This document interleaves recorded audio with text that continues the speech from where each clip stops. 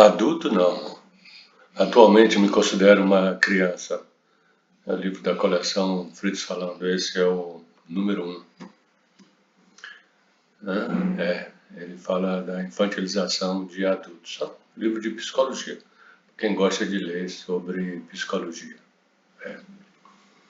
O objetivo desse aqui é mostrar o processo psicológico em que a pessoa em idade adulta continua se sentindo e se comportando como se fosse uma criança. Isso. É. Alguns acham que esse processo de infantilização é típico dessa época, agravado pela pandemia e tal. O livro vai tratar disso, vai tratar dessa questão aí. Aqui é a eficácia da psicoterapia, para a pessoa ter ideia de quando precisa fazer a psicoterapia, quando ele pode terminar. Aqui a etimologia do título é justamente para poder ele sentir a necessidade de conhecer o significado das palavras e não ficar usando o seu idioma pessoal, que é muito comum isso, né? Aí depois dificulta todo o processo. Vamos lá para o nosso primeiro capítulo. Nosso personagem, José de Abigorne, ele me procurou para tratar disso. Chegou dizendo que foi vítima de uma lavagem cerebral secular e que a partir disso ele queria se amadurecer, estava cansado de ser um adulto infantil. Ele tem 30 anos e se sente com a metade disso. Não trabalha ainda, tem pouquíssimas experiências de namoro, não consegue ter iniciativa para fazer as coisas, acha que é difícil ser homem, mora com os pais, se identifica com a criança e, portanto, ele está farto disso. Embora não queira abrir mão de ter tudo de graça, né? Roupa lavada, comida, água, luz, jogos, remédio, dinheiro, como ele fala. Ele fica 20 minutos falando um monte de coisas desconexas, hein? Isso é comum, é normal. É normal a pessoa ficar tanto tempo falando, depois ele entra no assunto que ele veio tratar, né? Mas às vezes para pegar pegar o clima, então a gente deixa ele falar em algum momento. Se for exagerado, a gente pode, né, tratar disso, mas de um modo geral não. Isso, tá. Então vamos para o segundo capítulo, que é justamente na história dele, ele me trouxe uma proposta, que foi justamente eu ler os livros que ele leu, e a partir daí ele culpa esses livros por ele ser infantilizado. Então ele quer trazer esse livro para a psicoterapia, quer que eu leia, para então depois a gente discutir sobre os livros. O primeiro livro que ele me traz é esse aqui, Assim Falou Zaratustra, de 1893, do Nietzsche. Isso, ele leu, acho que é um livro muito importante. Não estou discutindo aqui se é ou se não é, né? O objeto é o paciente, não esse ou aquele livro. Ele disse que o livro é muito lido, muito fluente e tal. Isso, que ficou paralisado quando leio. Pererê. Hum. É, isso. Ó, repare. Parei de ler por um bom tempo. Eu perguntei qual a atitude que ele tomou e o deixou, ou que deixou de tomar depois da leitura de livros. Isso é uma coisa que é necessária. Às vezes a pessoa chega no consultório de psicoterapia e não tem ideia de um parâmetro de avaliação, se está melhorando, se não está melhorando, ou uma avaliação de gravidade. Então é sempre bom a gente fazer pergunta específica, objetivo.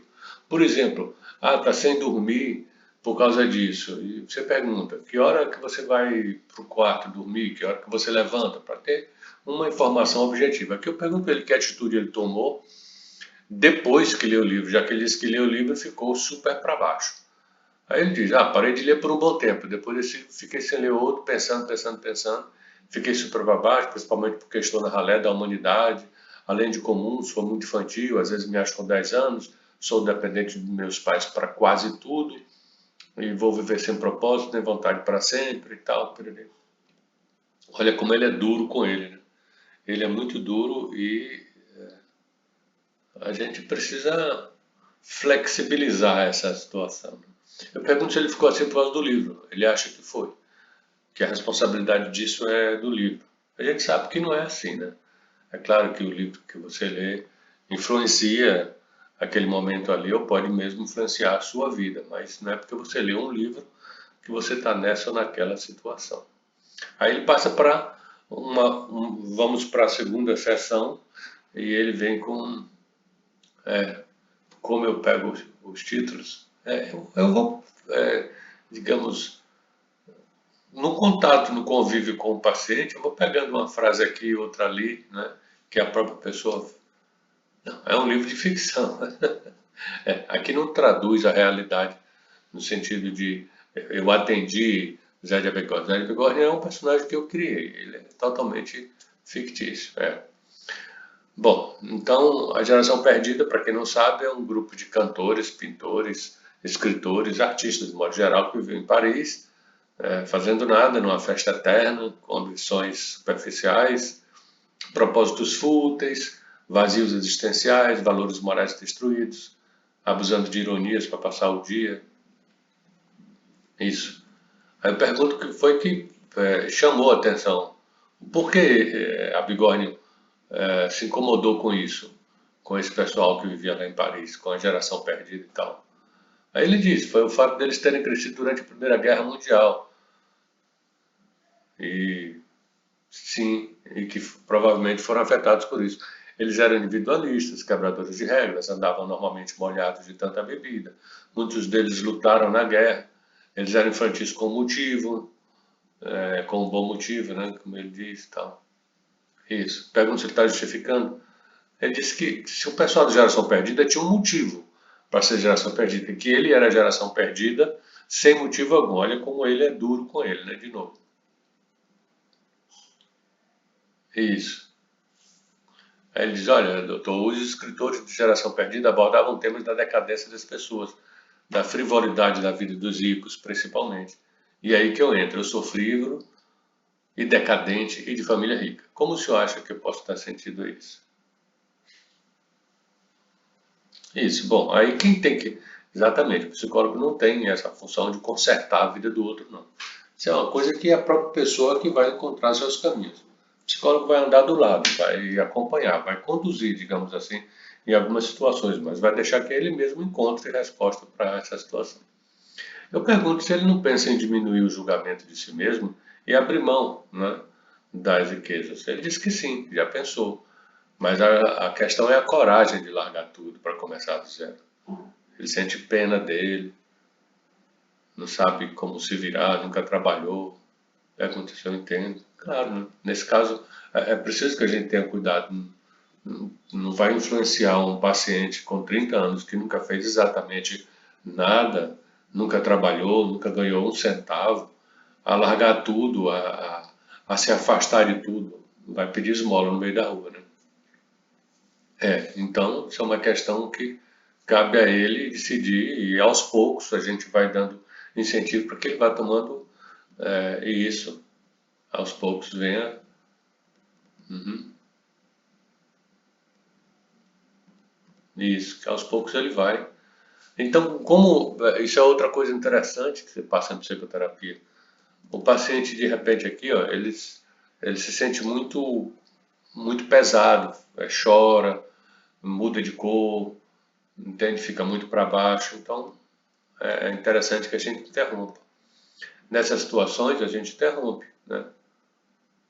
Isso, isso.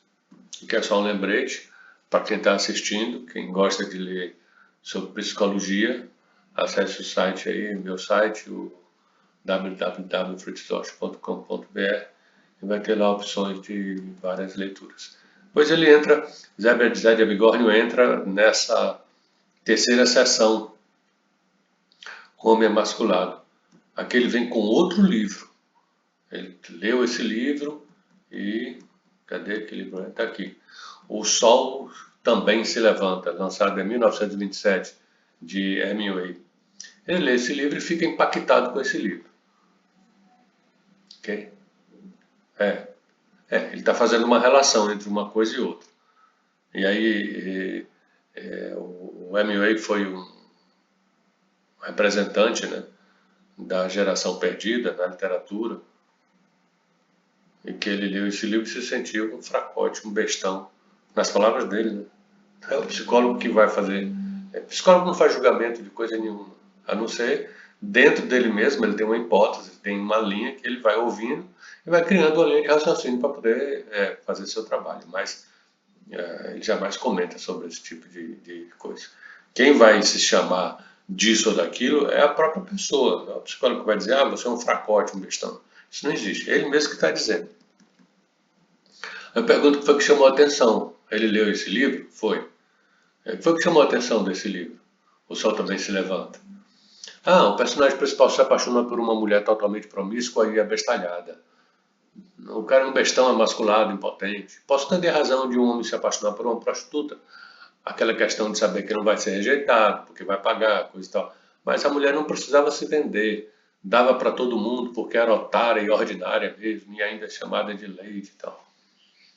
Bom, eu saio um pouco disso porque eu notei que ele ficou um pouco inflamado com essa questão. Então é bom você não aumentar o. A pessoa se inflama muito, você calma, mexe. Então, para manter ali o equilíbrio. Ele vai voltar a ser masculado. E ele se acha masculado. Aí eu pergunto, por quê? Qual a razão dele se achar assim? Ele acha que foi criado para ser assim, levinho, besta, incapaz, impotente, sem jeito para fazer as coisas. Naturalmente, quando alguém faz um julgamento tão duro, principalmente tão duro, o psicólogo deve perguntar: como você sabe que foi criado para ser assim? Tá aqui. Minha mãe gritava comigo quando eu tentava fazer as coisas. Sempre dizia: dou logo um berro no pé do ouvido, no instante me atende. Tinha já uns 4 anos e ela não me deixava fazer nada. Dizia que eu era sem jeito, que eu não sabia fazer nada direito. Quando eu queria correr, ela não deixava para que eu não me machucasse. Se gritasse, ela gritava mais alto, me mandando parar e respeitar ela. Se eu mostrasse o desenho que tinha feito, ela dizia: vê se não gasta muito papel, tá bom. Uma vez eu me rebelei e quebrei as regras, desobedecendo, me sentando na cadeira ao lado da que ela havia mandado, para mostrar que eu era inteligente e que sabia fazer as coisas do meu jeito. Aí ela me bateu aos berros, até a bunda ficar vermelha. Então, em função disso, ele atribui ser emasculado. Daí evoluímos para a identidade sexual. Isso. É outro livro de Hemingway, O Jardim do Éden. Ele fez em 46, 1946, e foi publicado postumamente, né, na década de 60. Eu faço o mesmo processo. É claro que esses livros, conforme ele combinou comigo no início, eu compro, leio, para poder conversar, né? Como eu tenho o hábito de ler todo dia, então comprar livro para ler é normal, comum. Aí cada psicólogo que vai avaliar essa questão, hein? É, eu não me incomodo com isso. Eu compro, leio e tal, eu vou conversar com a pessoa na boa. Aí diz que nesse caso o principal personagem e a esposa se apaixonam pela mesma mulher. Pode? Eu li 2 vezes também. Eu pergunto se ele achou estranho, né? Um casal se apaixonar pela mesma mulher. Qual a razão, né, da estranheza aí? Aí começa a questão, doutor. Era uma mulher diferente, porque era e não era. E às vezes não era e era. Por isso li tanto. Queria saber o que ela era. Aí eu perguntei, né? E ela era o quê? Ele disse, a criatura se comportava como mulher e como homem, dependia do interesse na hora. Deve ser difícil a pessoa às vezes se sente homem e às vezes melhor. Opa, quer dizer, mulher. Né? Não sei se é isso mesmo, às vezes eu entendo que está no livro, mas só eu entendo. Bem, não, a discussão não é questão de gênero, nem se é uma mulher, ou defender essa ou aquela bandeira, não é nada disso. Aqui é uma história sobre psicoterapia. A gente vai tratar, aqui vai focar no paciente, em Zé de Abigórnio, e não nas causas que ele traz. A gente escuta e, evidentemente, vai trabalhando, mas o foco é ele. Tá? Eu pergunto qual é o problema dele entender. Sim, repare, ele diz que ele entende do livro aquilo que ele entende e está incomodado com isso. Aí pergunto, qual o problema nisso? O livro é seu e você entende dele o que você entender dele, né? Além do mais, como é que você pode saber que foi só você que entendeu daquele jeito? Porque isso é interessante, as pessoas dizem assim, todo mundo leu isso, todo mundo leu aquilo. Rapaz, não é bem assim, né? Entende? A gente não pode ficar avaliando. Isso é um discurso infantilizado. Ah, isso só acontece comigo. Toda vez que eu vou fazer isso, acontece dessa forma. Não é bem desse jeito. Então, o livro é dele, ele pode entender dele do jeito que ele quiser e pronto, não tem nenhum problema nisso. Tá certo? Isso. É. É como ele diz aqui, todos podem fazer isso também. É como se cada um entendesse o livro diferente do que foi escrito. Você compra o livro é seu, você entende o que você quiser dele. Tá bom? Ó, de novo um lembretezinho aí para quem quiser, vai divulgando aí, viu? Tá? Quem quiser ler sobre psicologia, tá aí uma boa opção. Aí vamos para valores que sustentam. Isso. É um outro livro dele. Isso. É. Ele também leu Abolição do Homem. Isso. Aí, exatamente. Ele chega lá me dizendo o seguinte: eu não vejo mais problemas em ser homem. Eu vou me assumir homem, hétero, apesar da pressão social em contrário. Que ele acha que, né, que tem uma pressão social em contrário. E aí ele vem com esse livro. Eu compro o livro, leio, abolição. Esse não, aliás, esse aqui eu já tinha lido. Abolição do Homem. E aí a gente vai discutir essa situação, né? A sociedade ser propositadamente equivocada, é o que está no livro. Com o oportuno endeusamento de niilistas e admiradores de Nietzsche e Hemingway, desconstruindo valores ancestrais, substituindo-os por interpretações de como você se sente, o importante é ser feliz, se custa minha paz é caro demais, introduzindo as pessoas ao sono alegre e ao abestalhamento. Ele diz que se sente bastante abestalhado, que foi induzido por causa disso. É isso que traz esse livro aí. Isso, aí ele comenta, o autor defende a moralidade absoluta e os valores universais para expor consequências do abandono deles. É claro que, como eu já comentei, sempre que a pessoa menciona, por exemplo, alguma subjetividade, você tenta especificar, não com a intenção de indagar, de perguntar, de saber, mas com a intenção de fazer ele tomar consciência daquilo. Exatamente. Aí pergunta, quais valores universais? Aí ele fala, altruísmo, caridade, amor, são os três valores que ele está trabalhando. O autor critica as relativistas da sociedade da época, década de 40. Acho que hoje é a mesma coisa, explicando que se rebelar contra valores naturais da pessoa humana é o mesmo que os galhos de uma árvore se rebelar contra a árvore, nas palavras dele. Né? Aí pergunta, qual o maior perigo da abolição da pessoa, na sua opinião, Jardim Beckham? Aí ele responde, comenta com propriedade do livro, resumo que a relativização dos valores humanos serve para destruir os humanos e não promover avanços científicos e sociais, que promove a misandria, no sentido geral, ameaçando a família, a preservação da espécie. E isso. Então, são as conclusões que ele chega desse livro. Aí ele me pede um outro livro. Aí já ele não esgotou os livros e ele me pediu outro. Eu achei pertinente, na tocada que ele vinha, né, recomendar esse livro de Hofstadter, O Anti-Intelectualismo nos Estados Unidos. Isso. Aí ele vai. Sempre foi assim. Ele pega o. Peraí. Isso. Ele pega, compra o livro, lê e volta.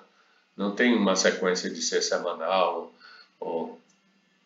Não, não necessariamente. Não é todo atendimento que tem que ser por semana, 15 dias. Depende.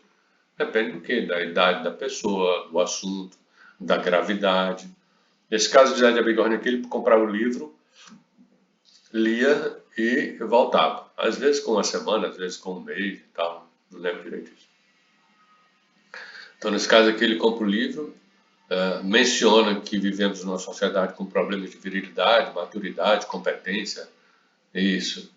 Parece que todos estamos mais bestas do que antes, pelo menos um número muito grande comparado às épocas passadas. Ele mesmo, ele olhou para mim nessa hora, eu fiquei olhando assim, e ele mesmo falou, qual a época mesmo? Eu não sei, né? Acho que eu exagerei. O mundo sempre teve maioria de pessoas bestas, burras, que são ovelhas levadas por outro. Acho que estou sendo radical também. Que é interessante, né? Muitas pessoas agora, 2025, acham que a história do mundo, do universo, a história do planeta é agora, né? Tudo que está acontecendo agora é novidade, isso aconteceu agora. Esquece, por exemplo, que tem um monte de coisa no sentido fisiológico, no sentido social, no sentido psicológico, que sempre foi do mesmo jeito, com manifestações variadas, mas é, isso. Não dá para você comparar muitas vezes como era no passado. Ah, porque hoje em dia tal coisa tá bom, tem coisas que realmente hoje em dia isso e aquilo, mas muitas outras não. Você está comparando com que época, né? Isso. Então não dá para qualquer época que você for fazer uma avaliação, você vai ter que usar o quê? Sua imaginação, sua opinião. Tudo bem, nenhum problema em ter opinião, mas não dá para ficar comparando, como se fosse verdade, né? Eu quero dizer. Eu pergunto como é que ele se sente meses, né? Isso. Já tem alguns meses eu pergunto, como é que você se sente? Você se sente livre da lavagem cerebral? Claro que eu estou falando de lavagem cerebral porque ele comentou isso, né? Eu jamais iria fazer uma pergunta dessa se não fosse ele que comentasse. Isso. Exatamente. É bom lembrar que o psicólogo, ele tem o direito, né, de ter suas opiniões, sua escolha, seu time de futebol, sua religião, sua opção sexual, sei lá, sua vida. Psicólogo não precisa ser psicólogo 24 horas por dia, pelo menos não deveria ser, né? Agora, enquanto ele está atendendo no consultório, atendendo o paciente, ele deve ser o mais neutro possível. Claro, não pode ficar agora defendendo que, eu sou a favor disso, a favor daquilo. Não, não é bem assim não. Ele deve ficar um pouco de lado e lembrar de uma coisa. Isso, a psicologia não é bate-papo. É, isso, tá. Exatamente. Então você deve. Às vezes a pessoa diz, eu estou adorando vir aqui conversar com o senhor. Eu ouço isso de vez em quando. Claro que massageia a égua, né? A gente fica satisfeito, perere. Mas não é bem isso. Eu não acho muito legal esse negócio de gente que está adorando o psicólogo. Eu fui no psicólogo, amei e tal. Calma, não é bem assim não. A conversa de psicoterapia não é necessariamente tão agradável quanto você imagina, não. Ao contrário, às vezes tem que pegar pesado em algumas coisas, claro, com jeito, com educação, com paciência, mas é preciso confrontar determinadas, entre aspas, verdades, né, que a pessoa traz. Então, uma boa pergunta não está na hora de você andar sozinho? Eu gosto de provocar isso. Evidentemente, cada vez que a sessão vai ocorrendo, eu tento dar uma devolutiva para a pessoa em cada momento, eu não sei se ele vai voltar outra vez ou não, eu tento valer a pena para ele de algum modo, mas isso, isso. Aí ele diz, o senhor acha que a infantilização das pessoas é um problema da atualidade, principalmente depois da internet, pandemia? Bom, você sabe o que eu acho em relação a psicólogos que vivem achando isso, achando aquilo, né? Isso é sério, o senhor sempre me disse que psicólogo não é comentarista, professor, padre, pastor, isso é, mas gostaria de sua opinião, mesmo assim. Aqui a gente tem uma outra circunstância. É claro que o psicólogo não é comentarista e nem deve transformar a psicoterapia numa palestra para ele se mostrar, para ele dizer o que ele acha, o que ele pensa. Não é assim. Mas aí tem uma outra questão. É justamente o vazio. Veja só o que foi que a Bigorre me disse. São opiniões pessoais. Eu falei, né? São opiniões pessoais. Prefiro não ficar comentando. Aí a Bigorne diz: mas esse assunto tem muito a ver com a minha situação. Deixar o vazio é arriscado para mim. Posso ocupá-lo com bobagens, que é o que eu estou tentando comentar. Às vezes, o psicólogo se. Isso, ele não dizer nada, ele não se posicionar em nada, ele não querer aconselhar, ele não querer se posicionar, é perigoso. Por quê? A pessoa está dizendo ali que não tem formação, tem 30 anos, se considera com 15. Isso, é. Então ele está pedindo, ele nunca teve um pai, nunca teve uma mãe, a não ser para pagar as coisas, né? Ele que disse, não sou eu que estou dizendo não, de novo, tá? Ele que disse. Então, ele te deu autoridade, ele te considera uma referência. Não vejo nenhum problema em você se posicionar em relação a algumas coisas. Claro, não é para consertar a vida dele ou agora dar um manual de como se viver. Não é nada disso. Mas pra você também dizer sua opinião. Tá certo? Isso. Certo. Eu costumo fazer o seguinte: depois, se eu digo, olha, vamos encerrar a sessão de psicoterapia e eu me posiciono, o que é que o senhor acha disso, daquilo? Eu digo assim, com cuidado, com calma, tá certo? Bom, essa foi a história do livrinho. Isso. É, esse foi o livrinho número um. Adulto não, atualmente me considero uma criança. Tem outros, né, que eu publiquei TDAH, Caso no Caso, sobre casamento e solteirice, traumas e vícios, muito interessante, né? Educar, criar. E lá no site você vai encontrar, acesse www.fritzdorf.com.br. Hein? Tá, isso, tá bom. Tá, obrigado. Tá, tá bom. Tá, tchau.